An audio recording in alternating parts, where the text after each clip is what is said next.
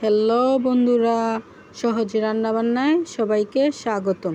আজকে আমরা আস্ত তেলাপিয়া মাছ ফ্রাই করব। এর জন্য তেলাপিয়া মাছ পরিষ্কার করে ধুয়ে মাঝখান দিয়ে ছিঁড়ে নিয়েছি।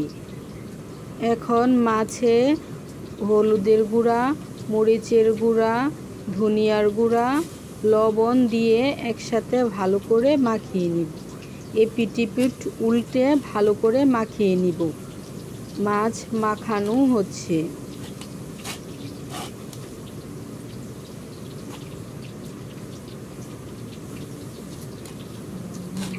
এখন মাছ মাখানো হয়ে গেছে, আমরা মাছ ফ্রাই করে নিব।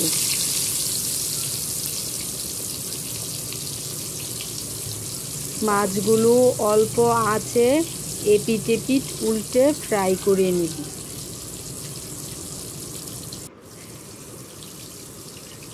এক পিঠ ভাজা হয়ে গেছে, এখন আরেক পিঠ উল্টে দিব।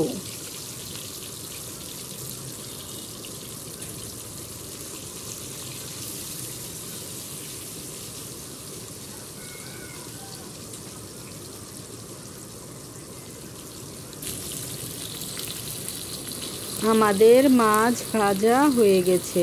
এখন মাছ ভাজা উপরে দেওয়ার জন্য পেঁয়াজ বেরেস্তা করে নিব। পেঁয়াজ বেরেস্তা হয়ে গেছে। এখন দুটো মাছ একসাথে তাওয়ায় দিয়ে দিয়েছি। এখন এর উপরে পেঁয়াজ বেরেস্তা ছড়িয়ে দিব।